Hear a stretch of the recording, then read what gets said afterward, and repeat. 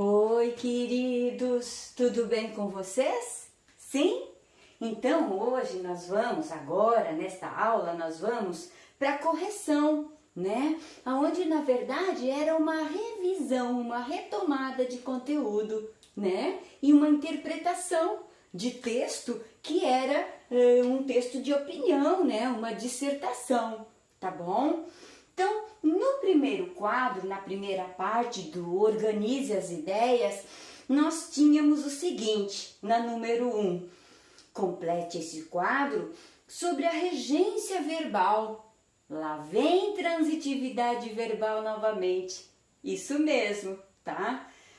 Esse quadro servirá de consulta para os seus estudos, tá bom? Então, você vai em primeiro lugar ver o que está definindo e depois classificar. Já fizeram, não? Vamos corrigir então? Diz assim na definição: qual é o verbo que sozinho constitui o predicado? Por exemplo, o bebê adormeceu. Qual é, pessoal? Isso, verbo intransitivo. Relembrando, intransitivo por quê? Porque ele não precisa de um complemento. Ele não tem um complemento, ok?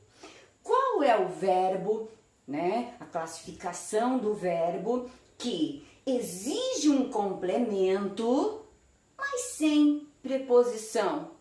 Por exemplo, eu tomo café. Tomo, o verbo tomar, e direto do café. Exatamente. Verbo, se precisa de complemento, é transitivo, tá? Verbo transitivo e direto. Direto, por quê, pessoal? Isso, porque não vai preposição, ok? No outro diz assim, um verbo que exige um complemento com preposição. Se eu digo, eu gosto de você. Olha esse de até chegar no complemento você. É uma preposição. Então, e quando tem preposição, tem complemento e tem preposição, nós os chamamos de verbo transitivo.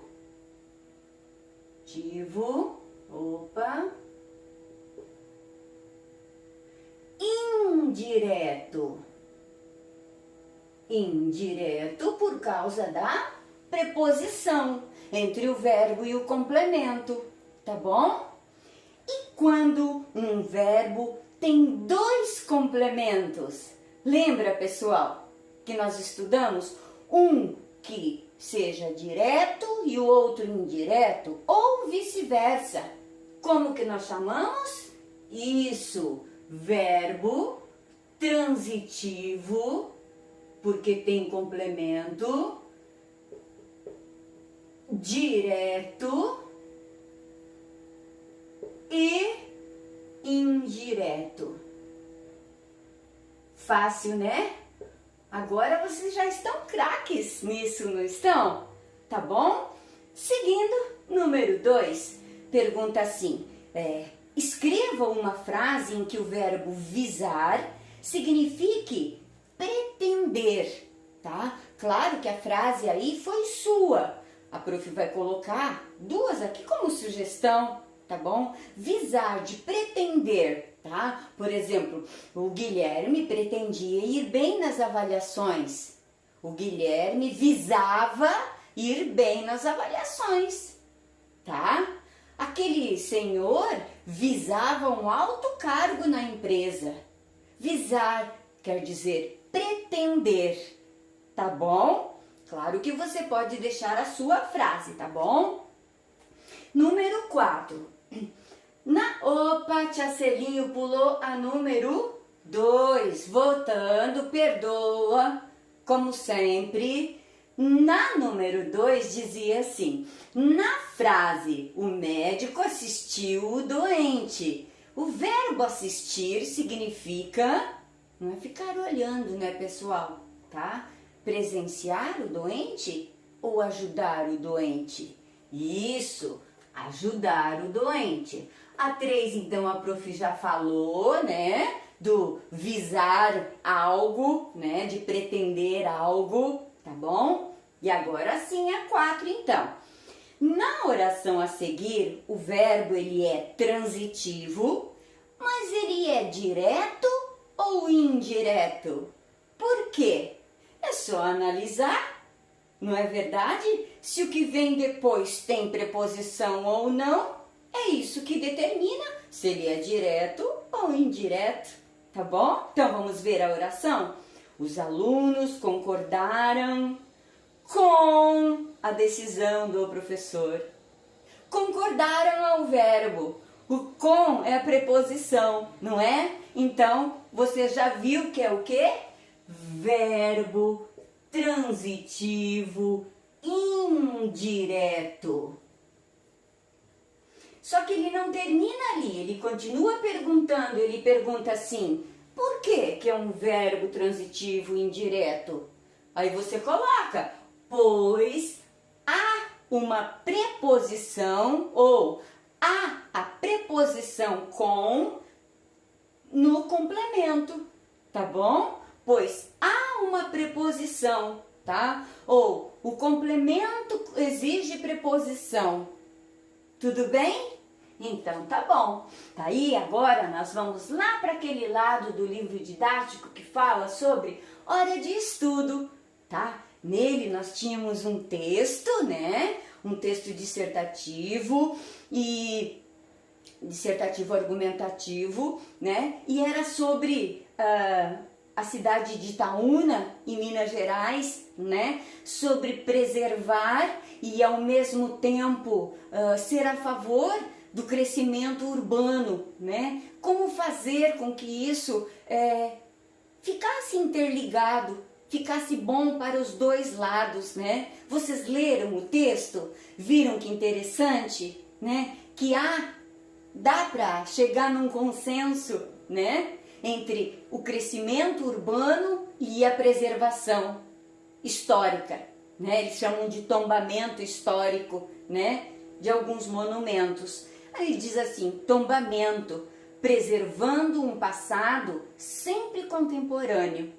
Aí ele diz que Itaúna é uma pacata cidade do centro-oeste de Minas, né? Cuja origem dada do começo do século XX, e desde então a cidade cresceu muito, ganhou importância, sem, no entanto, perder a sua história, conservada através de edifícios e obras, cujo estilo remonta à arte eclética.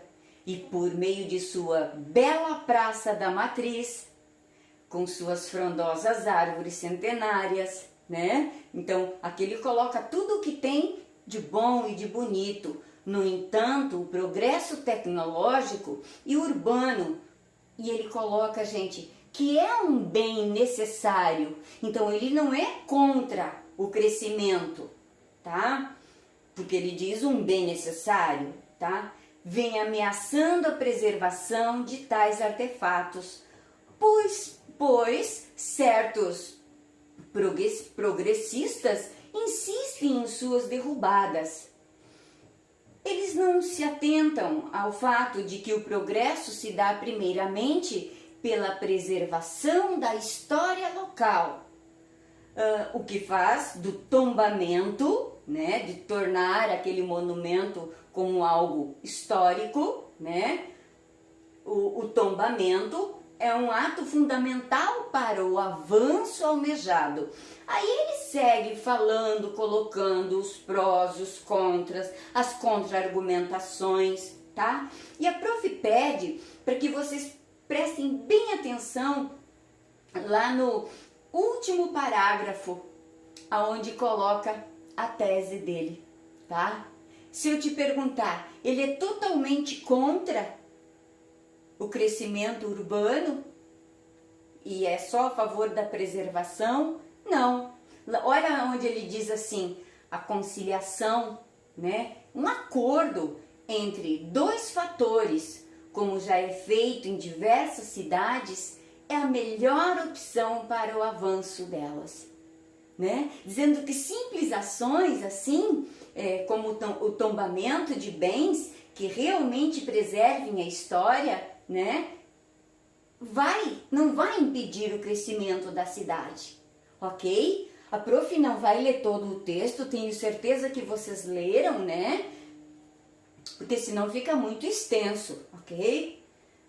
Aí ele conclui que tudo isso, né, permitirá que a memória de diversos itaunenses, né, de Itaúna, seja preservada e a cidade possa progredir com plenitude, né? Ele põe uma proposta de solução, tá bom? Sobre esse texto, a primeira questão é: assinale qual é a alternativa que apresenta a tese do texto. Qual você assinalou, pessoal? A A, a B, a C ou a D?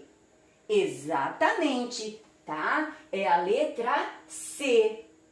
A C por quê? Porque ele diz que tem que haver uma conciliação entre a urbanização e o tombamento histórico. Essa é a melhor opção para o progresso da cidade de Itaúna. Exatamente essa é a tese. Relembrando, pessoal, o que é uma tese? Tese é onde a gente consegue ver, né, perceber o posicionamento do autor, né? Qual é a ideia central que ele defende, ok? Seguindo então, na número 2, coloca o seguinte: abaixo estão escritos 2 argumentos, tá? Dos que se opõem ao tombamento, né? De que tornar algo histórico, como tombamento histórico. Registre os respectivos contra-argumentos, porque ele argumentou, mas também colocou um contra-argumento logo após, tá? Quando ele argumenta o seguinte: o tombamento prejudica o dono do bem tombado. Qual é o contra-argumento que ele apresenta no texto depois, pessoal? Que o dono do bem tombado pode usufruir desse bem, tá? Ele cita exemplos como em Índia, né, que tem bens tombados e que se tornaram hotéis, tá? E além do mais, o proprietário pode ser isento de vários impostos, ok? Pegou? Esse é o contra-argumento. Argumento B, ele diz assim: o tombamento atrasa a economia e a urbanização. Vamos ver o contra-argumento? O que refuta, o que nega essa ideia?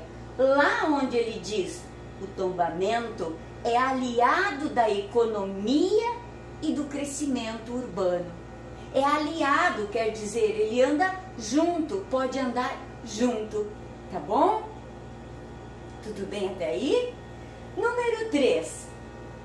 Além da contra-argumentação, o autor usa também a estratégia argumentativa de argumentos baseados em provas concretas. Isso ocorre onde, pessoal? Em A, em B, em C ou D? Prova concreta, prova real. Exatamente. Lá na letra C, porque ele diz o quê?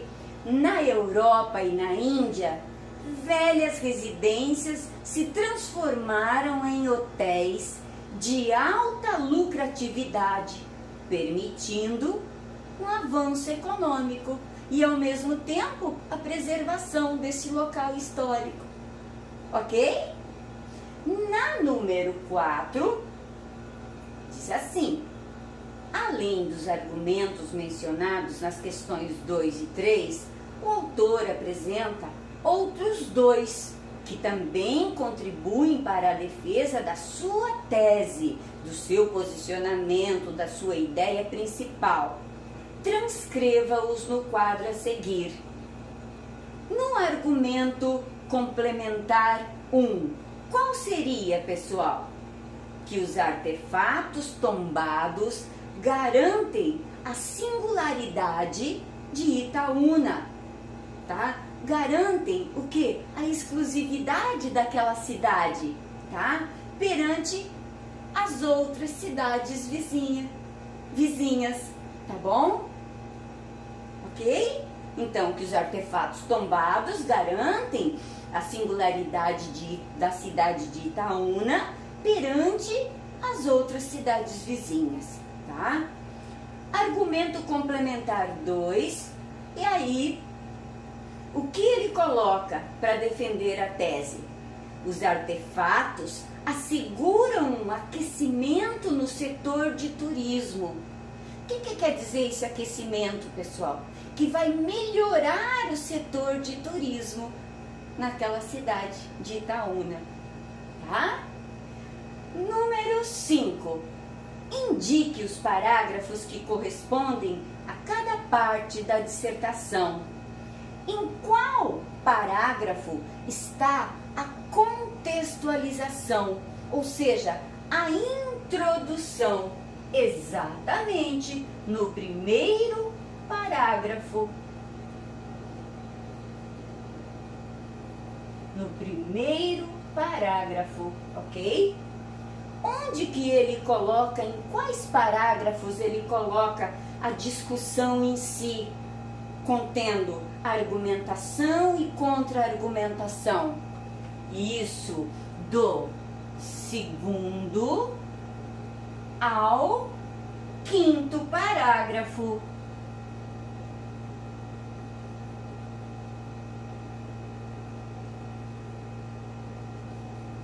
Ok? E, por fim, onde que ele coloca a sua conclusão? Onde deve estar a conclusão de uma dissertação?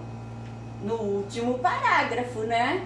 Então, no 6º parágrafo. No 6º parágrafo, ok?